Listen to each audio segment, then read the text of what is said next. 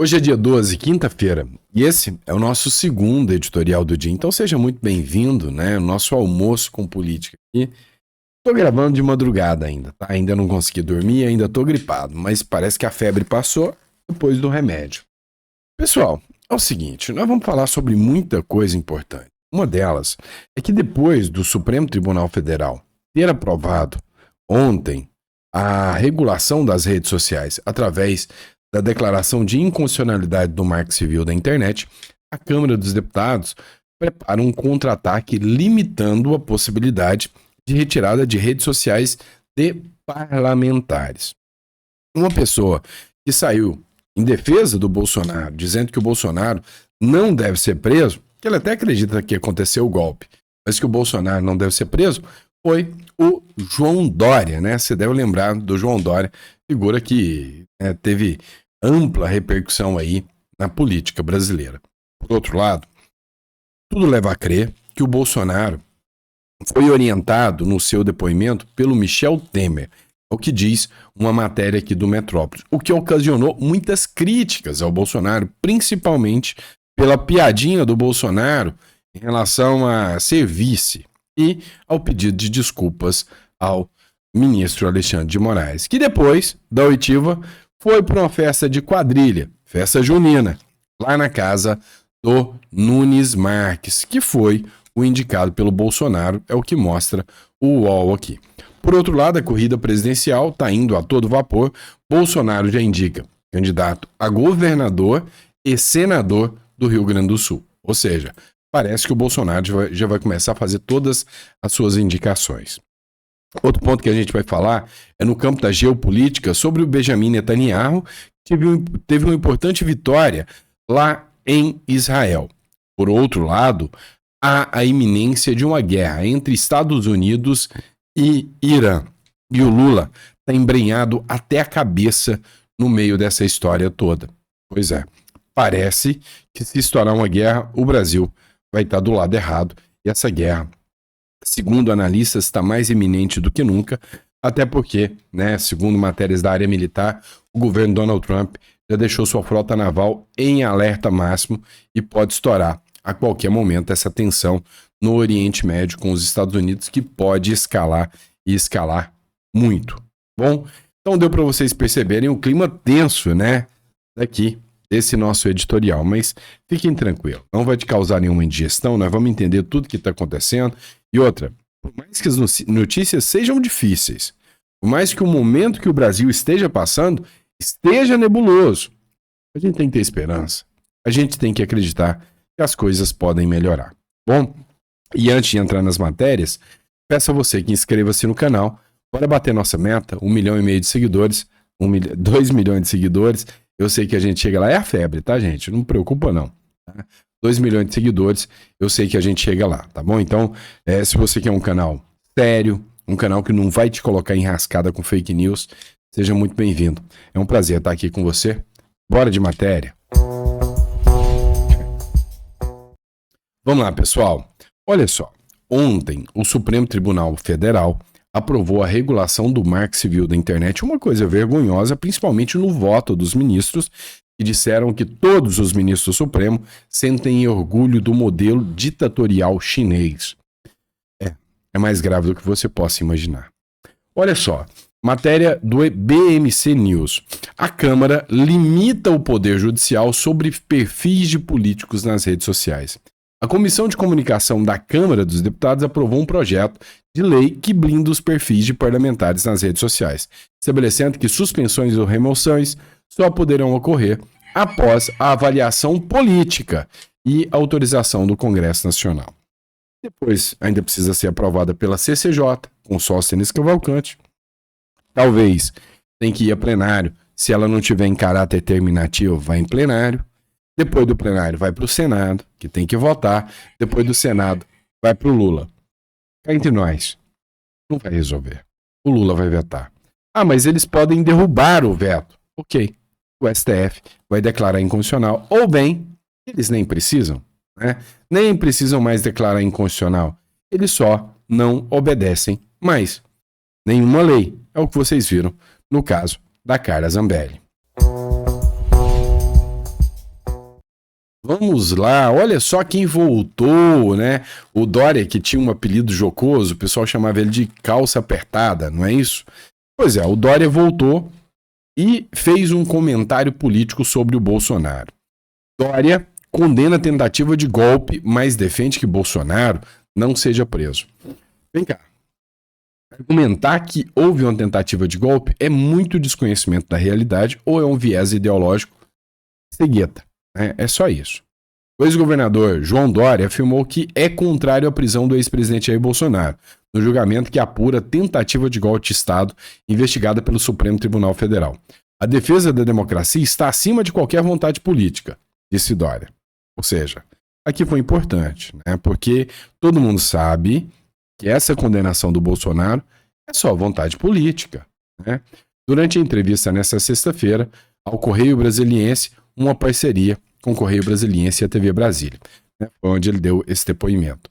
Dória classificou como grave o episódio de ruptura institucional, mas pondera que a pena de prisão poderia agravar ainda mais a tensão no país.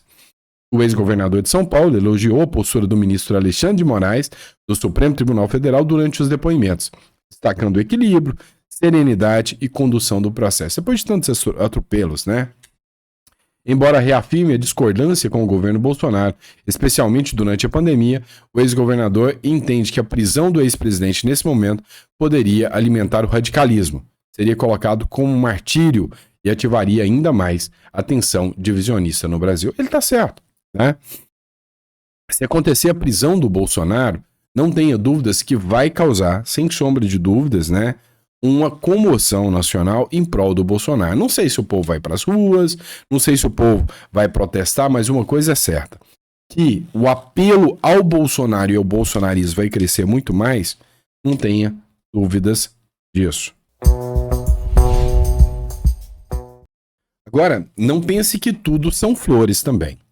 A oitiva do Bolsonaro, lá no Supremo Tribunal Federal, desagradou uma parte dos apoiadores do próprio Bolsonaro. Depois, descobriu-se que o discurso do Bolsonaro, o depoimento, foi orientado pelo Michel Temer. Acompanha essa matéria do Metrópolis. O ex-presidente Jair Bolsonaro pediu conselhos para o também ex-presidente Michel Temer antes do interrogatório da primeira turma do STF sobre o inquérito do golpe. De acordo com a coluna de Igor Gadelha, eles conversaram a sós na sexta-feira em São Paulo e durante os dias em que Bolsonaro esteve na cidade, participou de outras reuniões preparatórias para Oitiba. Como apurou a coluna, Temer aconselhou Bolsonaro a agir de forma serena e equilibrada e sugeriu que ele pedisse desculpas ao ministro Alexandre de Moraes. Vem cá, vocês acham que o ministro Alexandre de Moraes merecia um pedido de desculpas por parte do Bolsonaro? Tá certo, o Bolsonaro falou uma besteira, né? Que foi que ele tinha recebido dinheiro ali e o Bolsonaro acabou pedindo uma desculpa disso, né? Mas você pediria desculpas ao Alexandre de Moraes ou não? O ex-presidente, filiado ao PL, seguiu os conselhos e, no interrogatório, brincou com Moraes e até pediu desculpas por ter dito que o ministro teria levado 50 milhões de dólares nas eleições de 2022. Ainda de acordo com a coluna, essa não foi a primeira vez em que Bolsonaro se aconselhou com Temer. Em fevereiro de 2024, ele tinha procurado o MDBista para alinhar o discurso que fez em um ato na Avenida Paulista. Antes, em setembro de 2021, após dizer que Moraes era canalha, Bolsonaro também recorreu a Temer para escrever uma carta de pacificação, na qual recuava de ameaças golpistas. Para saber mais informações como essa, acesse metropolis.com. Vamos lá, pessoal. Isso gerou muita crítica depois dessa informação aqui. Olha só, tem uma advogada chamada Érica Gorga, né? Doutora Érica Gorga. Ela é muito sensata nos seus posicionamentos. Ela fez uma análise aqui, eu não sei se você vai concordar ou não, mas é uma ala dos apoiadores do Bolsonaro tá nesse sentido. Eu fiz até uma enquete e eu queria que você fosse lá e comentasse, tá? Se você concorda com essa enquete ou não. Não foi só uma reles piada, entendam, foi o sintoma de grande e sério problema na direita. Hoje em nosso país existem milhares de presos políticos, famílias separadas, pessoas caladas, censuradas, com dinheiro e propriedade confiscados, liberdade cerceada, vidas dilaceradas e até mortes em decorrência da falta de assistência médica em prisões absolutamente inconstitucionais. O clima reinante é de medo, insegurança e perseguição daqueles que ousam discordar de quem ocupa o poder. Eis que então o líder máximo da direita resolve, em seu interrogatório, pasmem, fazer uma piada, de convidar o autor das decisões inconstitucionais para ser vice-presidente na sua suposta chapa presidencial, o que foi prontamente declinado. Como é possível que o líder máximo da direita tenha a falta de noção de fazer tal piada perante os membros das famílias das pessoas com vidas destruídas pelo episódio de 8 de janeiro? Afinal de contas, enquanto ele ainda se encontra solto, há milhares injustamente presos. E para essas pessoas que são eleitoras da direita, não há a menor graça em escutar o convite para o seu algoz ocupar a chapa presidencial da direita, nem que seja de brincadeira. E aí ela continua falando aqui. Mas isso levantou, né, um questionamento. Então eu queria que você respondesse na enquete. Na piada, eu entendi o que seria, né, uma piada de duplo sentido do Bolsonaro. Falar pro Moraes, não, eu vou ser candidato a presidente e você tem viés político. Por isso, você quer ser meu vice? Ou seja, a intenção real do Bolsonaro não era convidá-lo para ser seu vice. Mas, por outro lado, também soou, né, como uma ofensa aos presos do 8 de janeiro, tanto o pedido de desculpa, tanto a forma amistosa que incomodou o pessoal da Globo, incomodou os apoiadores do Bolsonaro, incomodou todo mundo. Na sua visão, te incomodou a forma que o Bolsonaro conduziu, ainda mais sabendo que isso tudo foi orientação do Temer ou não? E aí, para encerrar, depois, né, da oitiva do Bolsonaro, o Moraes foi para uma festa de quadrilha, lá na casa do Nunes Marques, mês de junho, né? Tem festa de quadrilha. Depois de interrogar os réus na trama golpista, incluindo o ex-presidente Jair Bolsonaro, o ministro Alexandre de Moraes, do STF, foi a uma festa na casa do colega Cássio Nunes Marques. Nunes Marques foi indicado ao STF por Bolsonaro e a festa estava marcada antes do interrogatório. Moraes brincou sobre festas durante audiências no tribunal. Pois é. Bem propício, né? Bem propício. Vamos lá, pessoal. A gente precisa entender que 2026 já começou com a corda toda. O Bolsonaro já começou a lançar os seus nomes para 2026. E aí, é óbvio, né? Que a aposta hoje do Bolsonaro, do bolsonarismo, são nomes que vão defender um possível impeachment dos ministros do Supremo Tribunal Federal. Hoje, o PL oficial fez uma publicação lançando Coronel Zucco ao governo e Sanderson ao Senado, lá do Rio Grande do Sul. Acompanhe esse vídeo. Olá, amigos do Rio Grande do Sul, grandes articulações pela frente. O Zucco aqui, lá, né, Piratinice, e o Santos, o nosso conhecido Senado. Vamos lá, pessoal, vamos em frente. Rio Grande do Sul está na frente dessas questões para mudar o destino do Brasil a partir de 27. Valeu. Obrigado, presidente. Essa publicação aconteceu no perfil oficial do próprio PL. E aí, agora, eu já acho que mais do que nunca é hora do Bolsonaro lançar todas as pré-candidaturas, já dar os nomes, para que as pessoas saibam, né, quem são os possíveis nomes, para evitar até discordância, né, e informações desencontradas. Afinal, todo mundo sabe que pode acontecer uma prisão do Bolsonaro. E se o Bolsonaro não indicar os seus nomes, né, acho que vai acabar deixando até seus apoiadores meio perdidos. O que você pensa sobre isso? Deixa um comentário que eu quero saber. Vamos lá, pessoal. Vamos falar de geopolítica um pouquinho.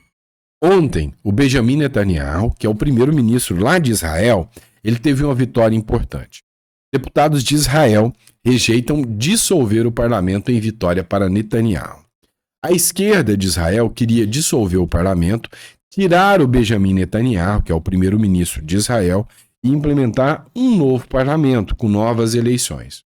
Acontece que os deputados israelenses acompanham, né, os votos e as decisões do Benjamin Netanyahu e dão um apoio a ele.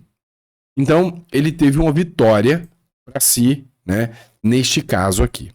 Só que é o seguinte, o ponto de discussão é que o Benjamin Netanyahu está hoje em guerra com a Palestina. Acontece que, ao que tudo indica, isso vai se tensionar ainda mais partindo agora para o Irã. E aí os Estados Unidos entram nessa história e o Brasil também. Matéria do Ivan Kleber. Irã. Autoridades dos Estados Unidos foram informadas de que Israel agora está totalmente pronto para lançar uma operação no Irã, ou seja, um ataque de guerra no Irã. Sendo esta uma das principais razões para a evacuação anunciada nos Estados Unidos, ou seja, o governo norte-americano já anunciou para todos os familiares dos soldados que estão na região do Irã e do Golfo saírem de lá.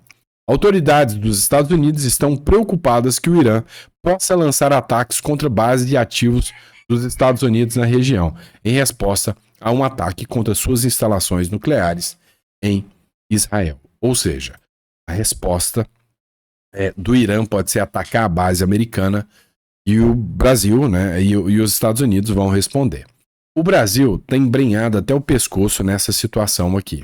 Olha só isso. Tensão escala e Celso Amorim revela como Lula pode agir contra Israel. Lula declara abertamente ser contra as medidas públicas e políticas de Israel. E aí, teve uma reunião do Celso Amorim ontem, onde ele se propôs, com partidos de extrema esquerda, romper relações comerciais e relações diplomáticas com Israel.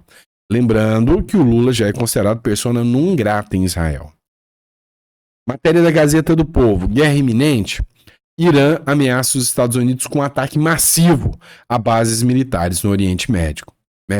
O Irã afirmou nesta quarta-feira que atacará todas as bases dos Estados Unidos no Oriente Médio se as negociações nucleares fracassarem e a ação persa for atacada, como Washington ameaçou.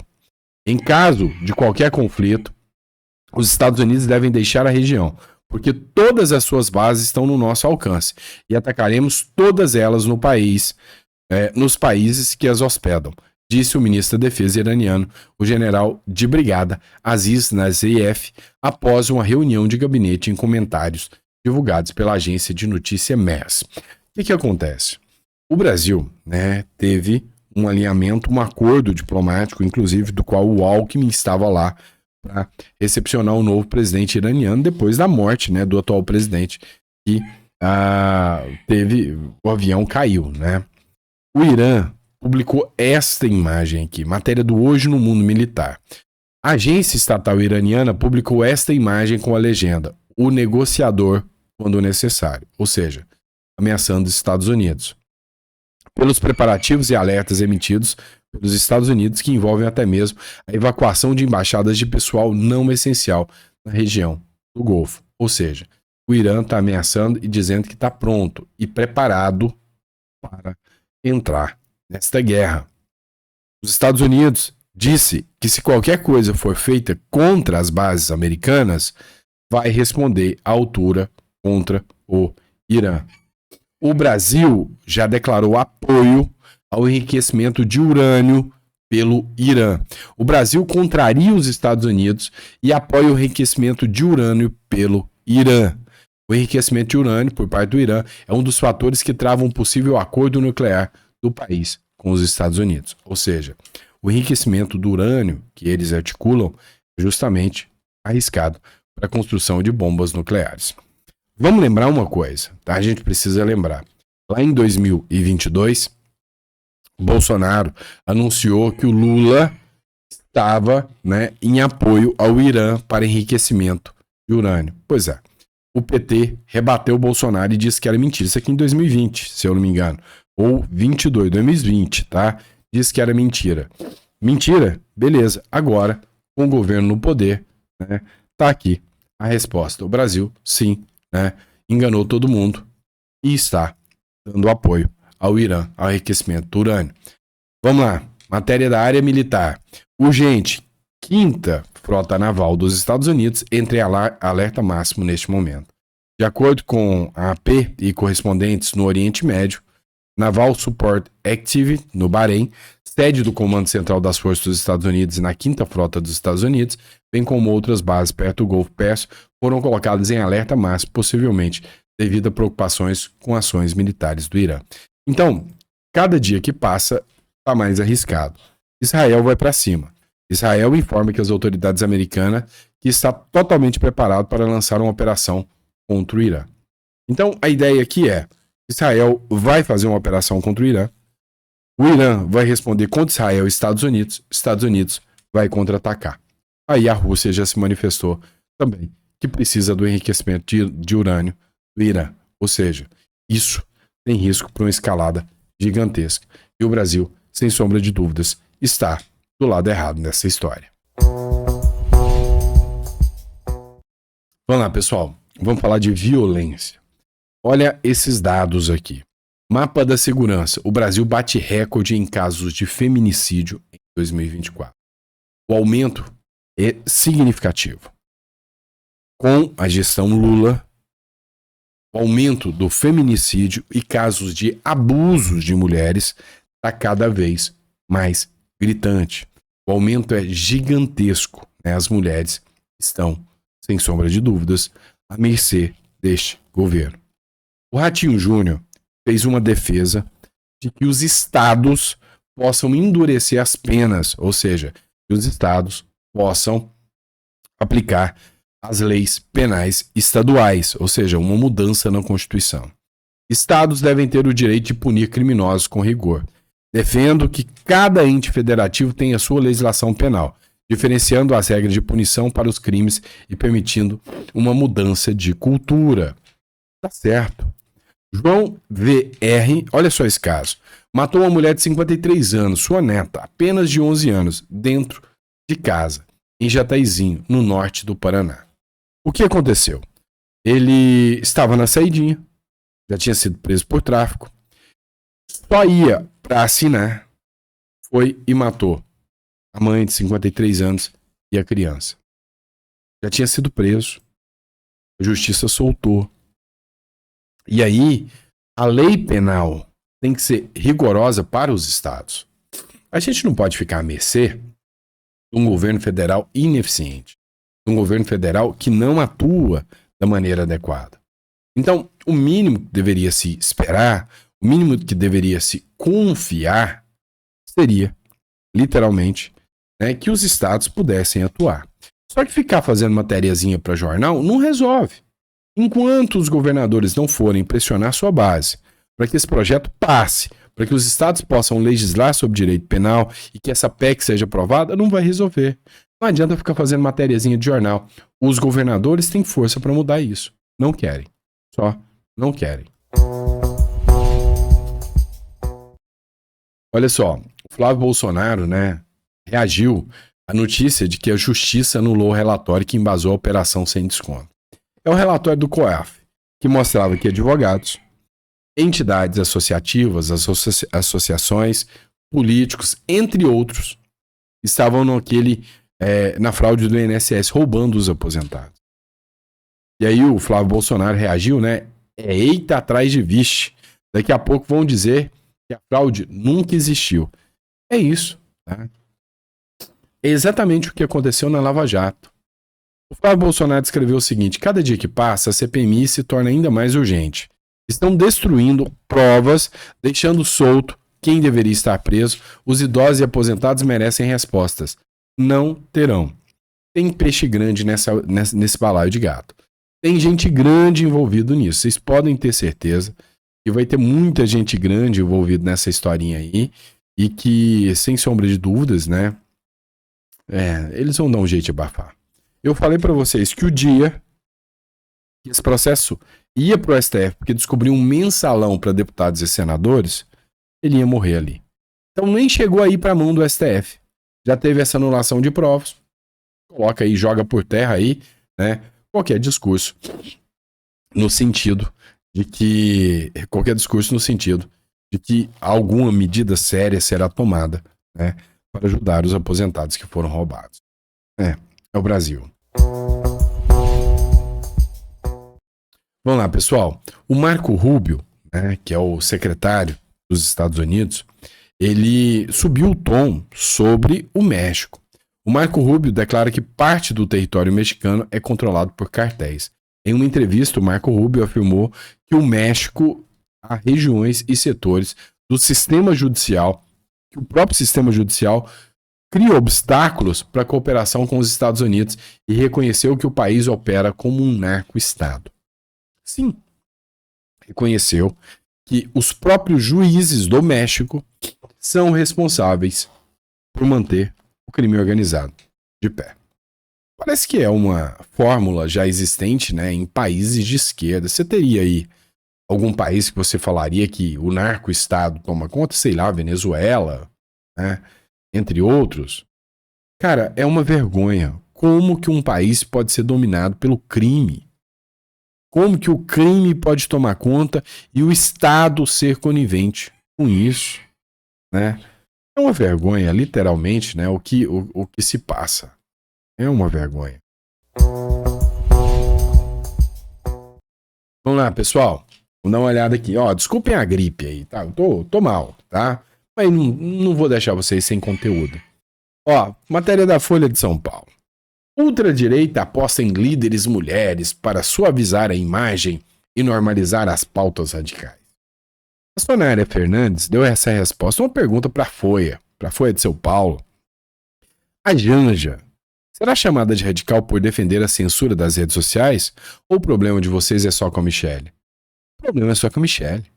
O problema é só com quem é conservador. O problema é só com quem acredita que o Brasil pode ser diferente. Vou te dar um exemplo. O Léo Lins foi condenado, né, por uma piada. Né? E aí, ao contrário do que eles dizem, o Léo Lins não foi condenado já pela lei do Lula agora, não. Foi condenado por racismo mesmo. Racismo, xenofobia. Mas olha só, dá uma olhada nesse trecho aqui. Tá? Petista prega extermínio de Israel na tribuna lá da ALERS, Assembleia Legislativa do Rio Grande do Sul. Dá uma olhada nisso aqui, tá? É assustador. Palestina livre do rio ao mar. Muito obrigada.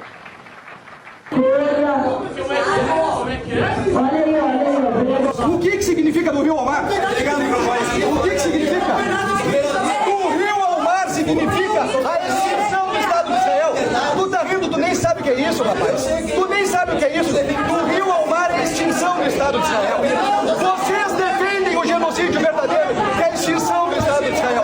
Tu defende a extinção do Estado de Israel. Do rio ao mar é isso. Não sabe geografia, não sabe geografia. É tão chocante quanto fazer uma saudação nazista. Claro que não. Rio ao mar, quem grita dizendo que é a favor da Palestina, na verdade é contra o Estado de Israel. Amo Israel Raio. Amo Israel Raio. E nunca falte pobre Israel. Nunca vai faltar pobre Israel. Nunca vai faltar. Pra se defender, nunca vai faltar. Vamos lá, vamos entender o que está acontecendo. Essa expressão do rio ao mar significa o extermínio do povo de Israel. Do rio ao mar, é um rio que corre, né, na faixa de Gaza e vai até o mar. É um cântico palestino de que tudo que é judeu vai ser eliminado do rio ao mar. Engraçado que eles têm a possibilidade de fazer esse discurso de ódio em tribuna e ninguém do Ministério Público, ninguém vai tomar qualquer medida sobre isso. Né? Ou seja, eles têm a hipótese do discurso a favor deles. Né? As universidades fazem esse discurso o tempo todo. Tem gente do Partido Comunista que defende uma boa bala, uma boa pá, uma boa cove, um bom paredão para quem é de direita. Não, mas isso não é discurso de ódio. Não, isso é defesa de ideias. É a defesa de ideias. Ah, mas qual que é o discurso de ódio? Não, o discurso de ódio é piada para fazer os outros rir. Piada sem graça. Tosca. Eu não tô nem passando pano pro Léo Lins, porque as piadas são ruins. São péssimas, de mau gosto. Mas aí, a reprovação não tem que ser do Estado. A reprovação tem que ser daqueles que não querem. Não quer ir no show dele. Eu não queria. Sou pai de um autista, as piadas que ele faz é pesada, eu não gosto, não me representa, mas eu simplesmente não vou. Eu não quero vê-lo preso. As universidades fazem isso o tempo todo. Só que agora, Tá tão bonitinho, né? Esquerdistas protestam após corte de verba feito pelo próprio governo Lula. A Universidade Federal do Rio de Janeiro está sem comida e suspendeu cirurgias e internações por falta de recursos. Danem-se vocês.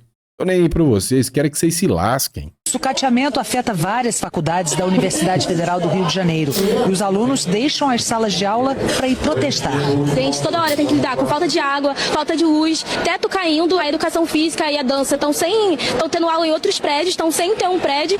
Por causa dos cortes recentes no orçamento, o Instituto de Ginecologia da UFRJ suspendeu internações e cirurgias. A empresa que fornecia comida cancelou o serviço porque estava sem receber há 4 meses. O Instituto de Ginecologia é referência nas áreas de reprodução humana e oncologia e tem um orçamento anual de cerca de R$2 milhões. Segundo a administração, mais de 50% foi cortado este ano. Nossas equipes também percorreram outras áreas da UFRJ. No departamento de Geologia, no campus do Fundão, as portas dos banheiros estão caindo e os pisos quebrados. E falta até papel higiênico. O sabonete é a mesma coisa. Não tem, nunca tem, não fornecem. De noite fica escuro porque a luz pisca, não tem luz. A gente de noite não consegue usar, tem que vir acompanhado com lanterna. Muitos microscópios não funcionam. Mais de 150 alunos, nós temos apenas 11 microscópios. E fica muito difícil porque às vezes a gente tem que partir uma turma em 3 para todo mundo conseguir fazer a aula com calma, aprender o conteúdo direitinho para ninguém sair defasado. E para dar conta das goteiras, sem manutenção, só o balde mesmo.